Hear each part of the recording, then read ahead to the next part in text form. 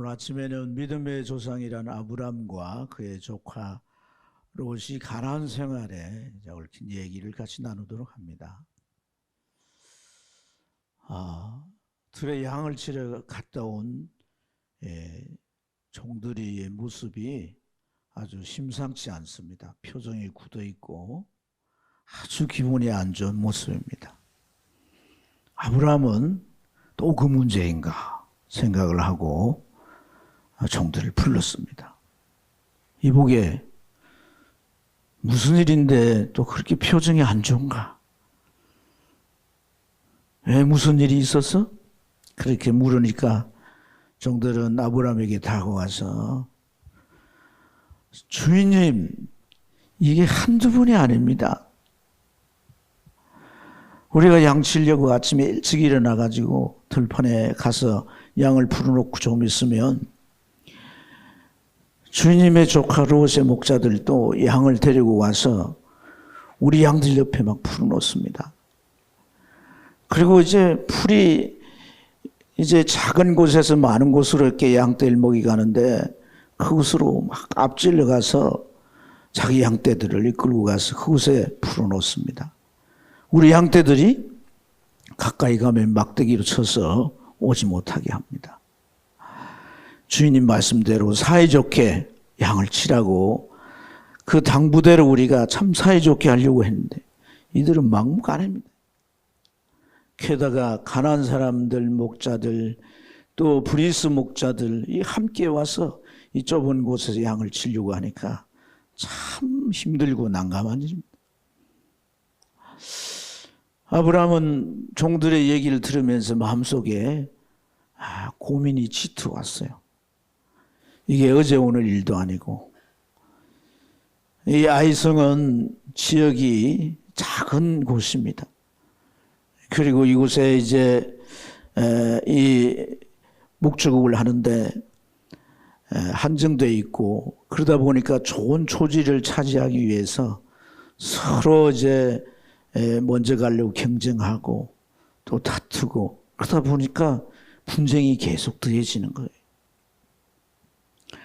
그것도 자기 목자들과 조카의 목자들이 그렇게 매번 싸우고 기분이 안 좋아서 돌아오니까 어떻게 그 꼴을 계속 봅니까?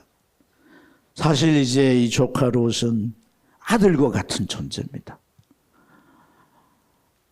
아버지로부터 이제 세 형제가 태어났는데 막내 하란이 죽고 난 이후에는 이 조카 롯은 더더욱 그에게 애착이 깊어져 갔습니다. 그래서 집안이 다 이 갈대 우로에서 나와가지고 하란에 머무를 때 아버지나 동생 라울과 그 가족들은 다 그곳에 머물렀지만은 굳이 이 롯은 함께 가자고 데리고 왔습니다. 그래서 이곳에서 같이 생활을 하게 되는데 자, 이러한 이제 일들을 자꾸 겪으면서 이제 아브람은 뭔가 용단을 내려야 되겠다고 생각했습니다. 그래서 저녁이 되자 롯을 조용히 불렀어요. 그리고 차 한 잔씩 놓고 서로 이제 가나안 생활에 대한 이런저런 얘기를 하다가 아브람이 본론을 꺼냈습니다. 조카, 우리가 목축업을 하는데 자네 목자들, 내 목자들이 서로 이렇게 다투고 양치는 일이 계속 이렇게 어려운데 그런 다툼이 우리들의 다툼으로 번질까 두렵네. 자넨 내 조카가 아닌가. 이쯤에서 우리가 갈라서는 것이 좋을 법하네. 우선권을 내가 자네에게 먼저 주겠네. 자네가 좌쪽으로 선택하면 나는 우쪽으로 갈 것이고 자네가 우쪽으로 선택하면 나는 좌쪽으로 가겠네. 이렇게 이제 조카에게 조심스럽게 얘기를 하게 됩니다. 그러자 롯은 가만히 생각하다가 알겠습니다.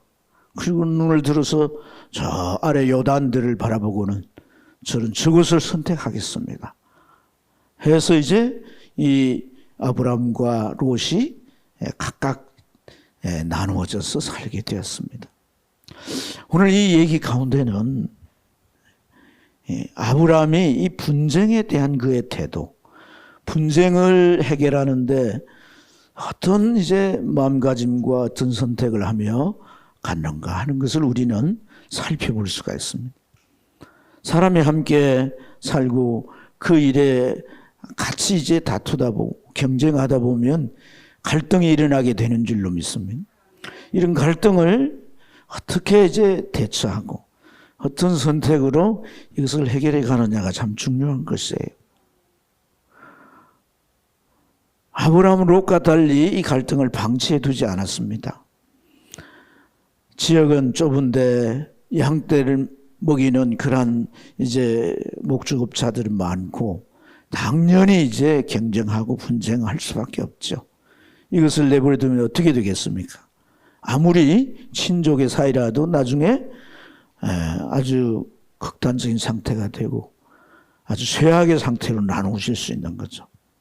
그렇기 때문에 아브라함은 이 갈등을 해결하기 위해 선택한 게 뭐냐면 양보입니다. 양보. 비록 롯이 족하지만은 먼저 선택권을 주는 이 양보를 행한 것을 우리가 볼 수가 있습니다. 여러분은 우리가 살아가면서 많은 양보를 하지요. 작은 양보는 그냥 미덕일 수 있습니다. 그러나 오늘 이 같은 양보는 손실을 감안해야 되는 거죠. 자기 이익을 포기해야 되고 또 다른 곳으로 옮겨야 되는 여러 가지 이제 어려움을 감수해야 합니다. 그런데 그런 선의를 베풀었으나 그 선의를 오히려 역용한다든지 악용하게 되면 기분이 나쁩니다. 왜냐하면 그 선량함을 짓밟혔다는 기분 때문일 거예요. 근데 여러분, 아브라함은 그런 감정에 개의치 않습니다. 불리한 선택을, 불리한 이러한 상황에 양보하고 또한 이제 그런 이 상황이 돼도 아브라함은 그 일을 계속 할 수 있었던 것은 무엇일까요? 롯이 친족이란 이유 때문이었을까요? 네. 아브라함은 최근에 와서 그런 하나님을 또한 새롭게 경험하게 되는 줄로 믿습니다. 가나안 땅에 흉년이 들자 그런 곡물이 풍성한 도시국가인 애굽으로 내려갔습니다. 그곳에 내려갈 때 아브라함은 이 가나안의 흉년이 불안했기 때문입니다. 많은 가족들과 어떻게 살 건가. 하나님 그곳에 있으라고 했는데 그 말씀을 온전히 믿을 수가 없었어요. 그 불안함을 마음에 안고 이제 해결하기 위하여 애굽으로 내려갔습니다. 내려갔는데 바로라고 하는 왕을 배웁게 되자 그 왕은 자기 아내를 보고 이제 물어봅니다. 그러니까 나의 누이라고 얘기하게 되고 결국 그 아내를 후궁으로 바로에게 보내게 되었습니다. 바로가 가지고 있는 권세가 두려웠어이죠. 이러한 일련의 아브라함의 행동들은 믿음이 없이 불안해하고 또 아내를 누이라고 속이면서 그 바로의 권세 앞에 겁먹고 두려워하는 모습이에요. 이런 행동을 볼 때 여러분의 제가 하나님 같으면 어떻게 하겠어요? 이 믿음도 없는 못난 인간아 책망하지 않겠습니까? 야단치지 않겠습니까? 하나님 아브라함에게 야단치다는 기록이 없습니다. 하나님께서 아브라함을 위하여 바로의 꿈에 나타나셔서 책망하십니다. 바로를 엄하게 꾸짖습니다. 놀란 바로는 당장 그 아브라함의 아내를 내보냈습니다. 많은 재물을 붙여서 그렇게 내보낸 것입니다. 이 과정 속에서 아브라함은 하나님의 성품을 경험하는 거예요. 잘못과 큰 허물과 큰 실수가 있음에도 불구하고 하나님은 그를 자비하심으로 큰 긍휼로 그를 대해온 것이에요. 여러분, 우리는 함께 살게 될 때 그 상대로부터 영향을 받게 되는 거예요. 나보다 더 큰 인물이 선한 영향력을 끼치면 그것이 우리 마음 가운데 남아있게 되는 것이고 내 삶의 어떤 상황에서 그것은 내 안에서 좋은 적용으로 잘 발휘될 수가 있는 것입니다. 그래서 이 갈등과 분쟁의 이러한 상황 속에서 해결하기 위하여 그가 양보를 선택하고 악화돼서 조카와 삼촌지간이 그냥 풍지박살 날 수 있고 원수같이 등 눌릴 수 있지만은 그러한 관계를 계속 유지해가는 아름다운 처세를 볼 수가 있습니다. 그리스도인은 삶을 살아가면서 이렇게 갈등을 방치하면 안 됩니다. 오늘 이 아브라함의 모습 속에서 우리가 가장 지혜로운 갈등의 해소의 방안들 우리 마음에 잘 담아두는 축복이 있길 바랍니다. 본문의 상황으로 다시 돌아가서 이 롯이 말입니다. 삼촌에 대한 제안을 들었어요. 그리고 롯은 눈을 들어 요단을 바라봤는데 그것이 닥적격인 겁니다. 목축하기에 참 너무 좋습니다. 그곳에는 요단강이 있어서 이제 늘 그 강가에 물이 흘러가니까 요단들을 푸르게 합니다. 목초지가 잘 조성되어 있고 또 그 인근에는 소돔 고모라고 하는 문명 도시 성읍이 있기 때문에 가족들이 그곳에 가서 생활하기에 편리할 것 같습니다. 그래서 딱 눈에 보이자마자 저곳이다 마음에 결정하고 삼촌에게 얘기를 하는 거죠. 그런데 이 롯이 말이죠, 삼촌이 제안한 게 뭡니까? 선택의 우선권을 준 거 아니겠어요, 그죠? 예. 그러면 그가 적어도 조카라고 한다면 삼촌이 그 선택의 우선권을 줄 때 어떤 태도를 보여야 되겠어요? 어떤 말을 해야 되겠어요? 삼촌 아닙니다. 나는 한 나이라도 젊었으니까 내가 조금 힘든 곳에 가서 더 노력하면 됩니다. 삼촌이 우선권을 먼저 가지시고 좋은 곳을 선택하세요. 이렇게 할 법하지 않습니까? 우리 같아도 그죠? 그런데 삼촌이 우선권을 준다고 하니까 그냥 삼촌에게 그런 말을 하지 않습니다. 바로 저곳입니다. 저 요단. 삼촌이 저에게 우선권을 줬죠? 저는 요단을 선택하겠습니다. 이제부터 저 요단은 저의 양떼를 먹일 그러한 목양지입니다. 목초지입니다. 하면서 딱 마치 말이죠. 이제 이거 내 것이니까 절대로 끼어들면 안 됩니다. 이렇게 선포하듯이 말하는 겁니다. 여러분, 이렇게 말하는 이 롯의 마음 안에는 어떤 생각들이 작용되고 있었을까요? 자기의 목자들과 삼촌의 목자들이 양치러 나갈 때마다 싸움질하고 돌아와서 씩씩대는 모습을 볼 때 그도 아마 속상했을 거예요. 그렇지만은 좀 이렇게 불이익을 당하고 손해를 본 느낌이 있어도 삼촌의 목자들이니까 어떻게 할 수도 없는 거예요. 그리고 모든 이 주권이 누구에게 있느냐? 삼촌에게 있어요. 삼촌이 이리 가자면 이리 가고 저리 가자면 저리 가는 거예요. 이번에 애굽 이주했다가 돌아왔을 때도 그들이 주업이 목축업인데 그러면 초지가 좀 많은 데를 잘 탐색을 해서 찾아보고 골라가면 될 텐데 아이성으로 온 거예요. 왜 아이성으로 왔느냐면 자기가 가나안 땅에 처음 왔을 때 하나님 앞에 첫 제단을 쌓은 곳이라는 거예요. 하나님 앞에 첫 제단을 쌓았다. 그게 막 신앙적인 의미를 부여해가지고 이 아이성으로 가자고 한 겁니다. 여러분, 여호수아의 그 가나안 정복기에 보면 여리고성 다음에 아이성을 쳤는데 그 아이성이 어떤 성이라고? 작은 성이라고 그랬죠. 그러니까 그 들판도 작습니다. 이런 곳을 와서 지내다 보니까 이 분쟁이 일어나고 결국 이러한 문제가 발생할 걸 그는 예측했습니다. 그러다 보니까 삼촌에 대하여 더 불만이 마음속에 가득 차게 된 거예요. 그런데 지금 기회가 온 거예요. 삼촌이 지금 선택권을 주잖아요. 네가 어디로 가든지 네가 가는 반대로 가겠다고 하는 거 아닙니까? 그러니까 이보다 더 좋은 찬스가 어디 있습니까? 요새 뭐 아빠 찬스, 뭐 엄마 찬스, 그 당시에 이 롯은 삼촌 찬스를 딱 붙잡게 된 거예요. 그래서 이제 그는 이 기회를 놓칠 수가 없습니다.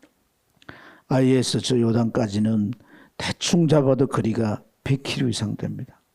그러니까 삼촌 안 보이는데 멀리 떨어지게 된 거죠. 뿐만 아니라 그가 골란 이 요단이라고 하는 곳은 아마 그 마음 가운데 이게 순간 선택했지만 아주 탁월한 선택이었다 생각했을 거예요. 이보다 더 좋은 선택이 없을 거라 그런 생각을 했을 거예요. 예? 목축을 하기 용이하죠.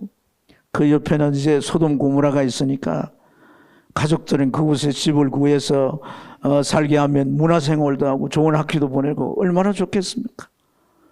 자신과 목자들은 그 넓은 초지에서 양들을 잘 먹이면 양들이 새끼를 낳고 그래서 번창할 수 있을 것 같습니다. 얼마 못 가 성공할 수 있을 것 같습니다. 그러니까 얼마나 탁월한 선택이라고 생각이 됐겠어. 그래서 그는 아주 이제 신나서 그냥 떠나기로 합니다. 노심초사 아들처럼 생각하며 그의 앞길을 걱정하는 삼촌은 아예 안중에도 없이 그는 이 좋은 기회를 놓칠세라 그냥 떠나버리고 막. 여러분, 오늘 우리는 이 얘기 속에서 이 롯이 자기의 터전을 선택하는 모습을 보게 됩니다. 여러분, 오늘 이 롯이 본 그러한 이 터전에 대한 선택의 조건은 뭡니까? 자기의 이 요단들이라고 하는 좋은 조건입니다.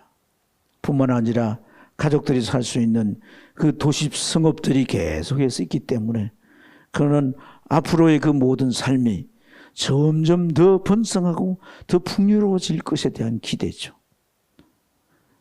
이처럼 롯은 자기의 육신 생활의 조건을 바라본 것이라는 것이에요.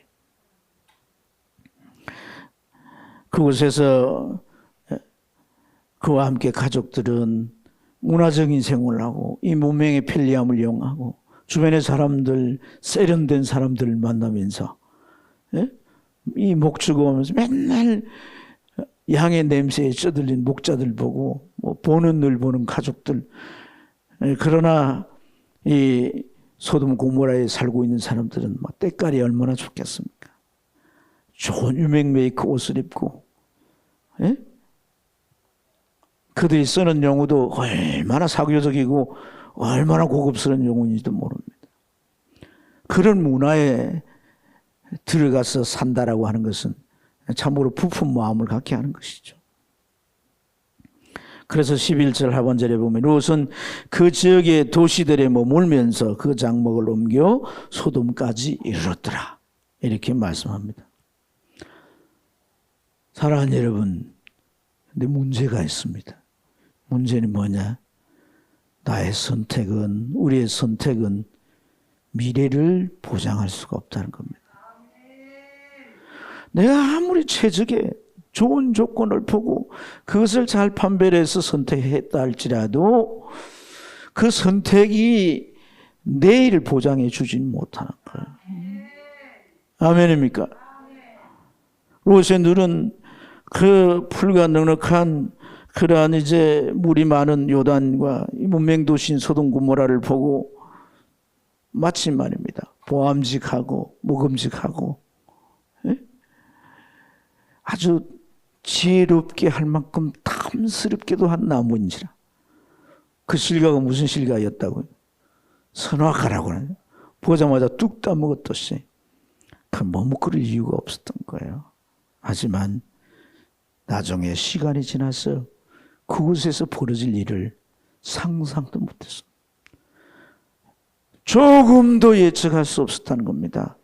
얼마 후에 그는 그 가나안 땅에 대대적인 전쟁이 일어났습니다. 제가 말씀을 드렸는데 그 전쟁은 저 북쪽에서 그냥 가나안을 한 바퀴 치고 간 전쟁이에요. 북쪽의 4개국 연합군과 남쪽의 5개국 연합이 서로 전쟁을 벌였으니까 그야말로 막 대전쟁인 거예요. 그 전쟁 소용돌이 속에 그는 잡혀가고 모든 이제 동산 재산은 다 빼앗기게 됐습니다. 뿐만 아닙니까? 또 그곳에 또 이제 전쟁이 삼촌으로 말미암아 전쟁이 일단락되고 소돔 고모라에 들어가 살게 되는데 그 이후에 또 어떤 일이 일어나게 됩니까? 이번에는 지진이 나고 화산이 폭파합니다. 그래서 폭파된 그러한 이 지진의 마그마가 하늘부터 떨어져서 유황불이 떨어졌다고 성경은 표현합니다. 그리고 땅은 폭삭 깔아앉아가지고 사해바다 밑에 그냥 내려앉아 버렸습니다.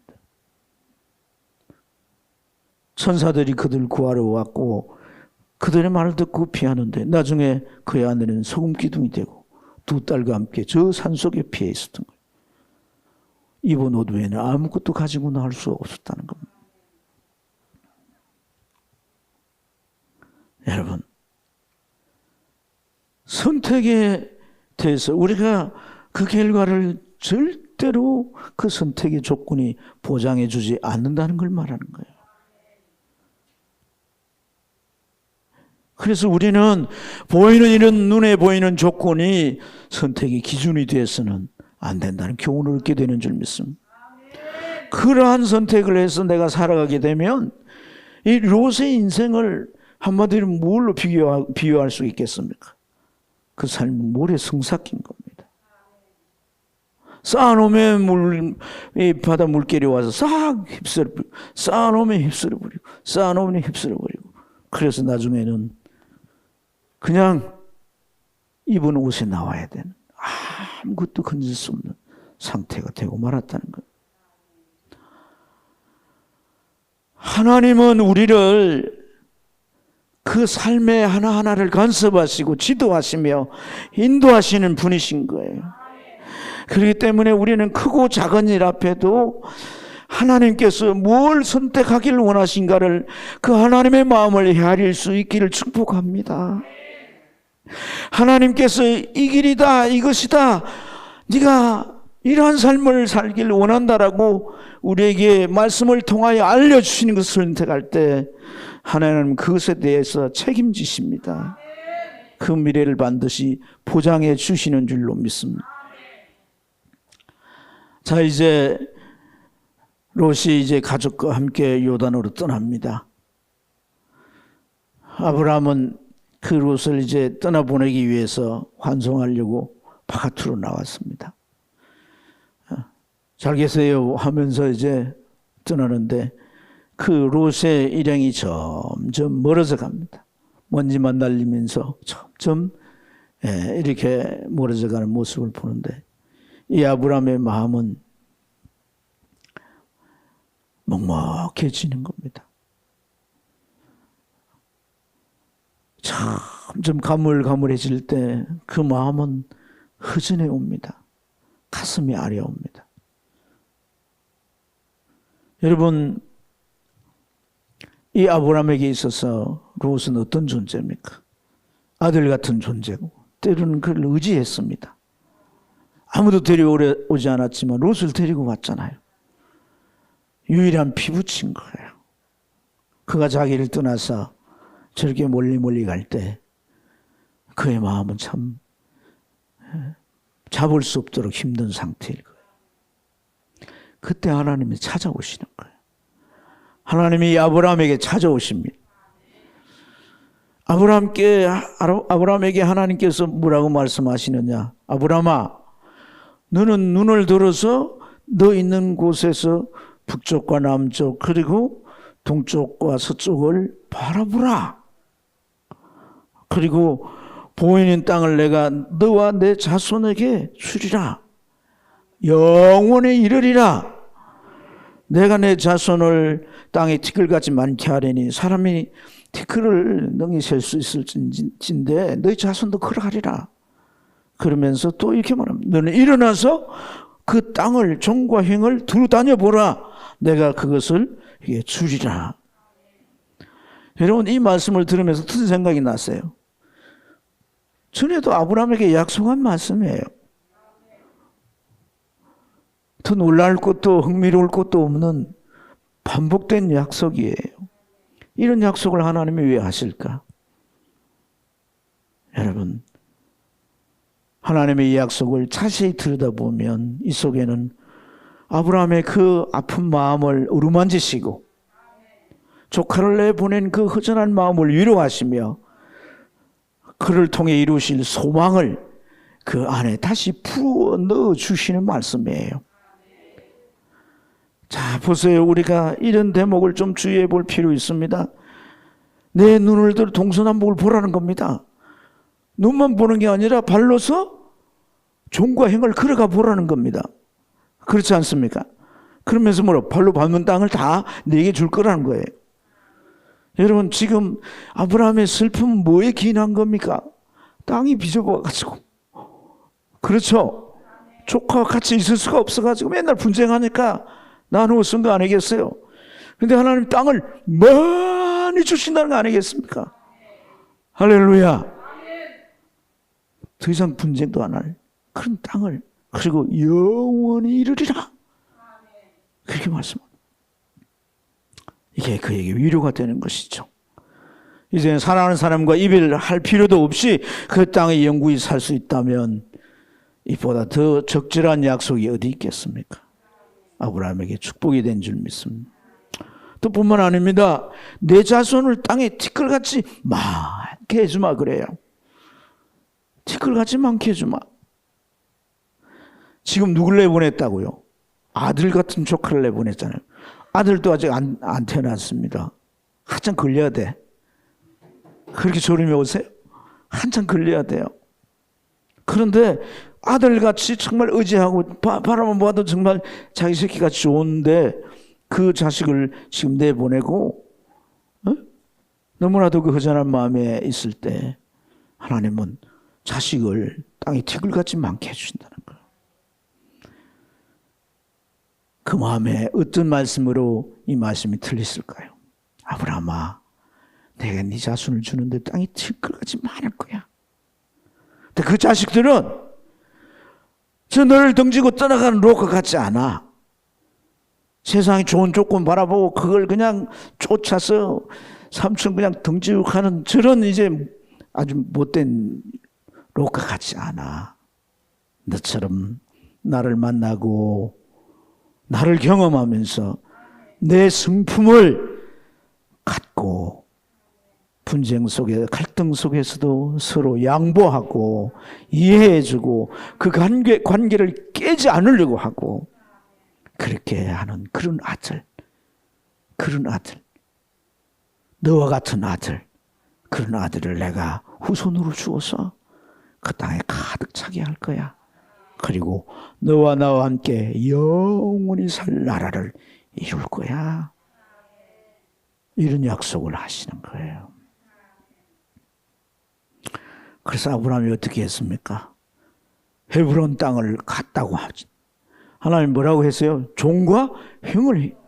그러면 밟는 땅이 다 네 땅이 된다. 그래서 한번 밟아봤어요. 지금은 내 땅이 아니지만 이거 주님이 땅 주인, 진짜 주인 대신 하나님이 주신다고 하니까 내 땅 돼. 그래서 막 밟아보는 거예요. 아버지가 백화점 갔어요. 오늘 내가 봉급도 받고 아주 수입이 특별한 수입도 있고 있는데 너 장난감 원하는 거 사. 어떤 거라도 내가 사줄게. 이러면은 아이가 어떻게 합니까?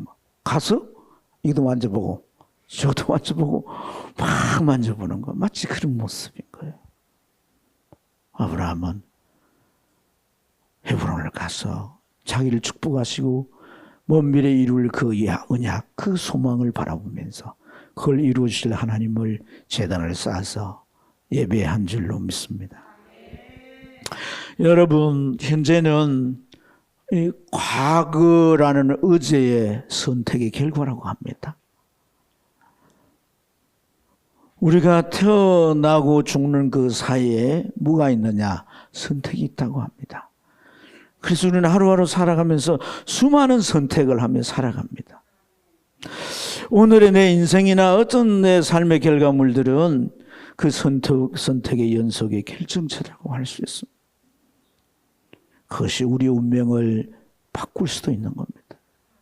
인생을 살아가면서 우리는 어떤 선택을 해야 할지 우리는 두 인물을 통해서 그들이 선택한 그러한 삶의 터전이나 관계에 처신하는 방식이 사랑하는 여러분, 여러분의 선택에 어떤 의미와 교훈으로 다가옵니까? 롯의 실패는 눈앞의 조건이었습니다.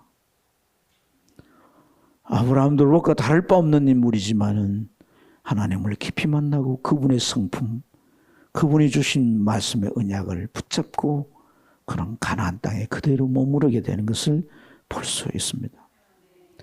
믿음 때문에 우리가 불리한 선택을 하고 그래서 우리에게 초래되는 그러한 아픔이 있고 결손이 있고 손실이 있다 할지라도 하나님 반드시 우리를 내버려 두지 않고 찾아오셔서 위로하십니다.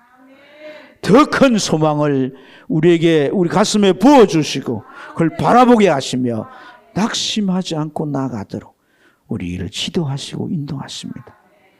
하나님은 큰 언약을 우리에게 주시고 그분과의 관계를 맺어 놓으셨습니다. 우리가 연약하고 우리가 실수를 하고 우리가 믿음이 없어서 좀 잘못된 행동을 해도 그런 언약을, 그 관계 언약을 깨지 않습니다. 계속해서 우리를 격려하며 세워가십니다.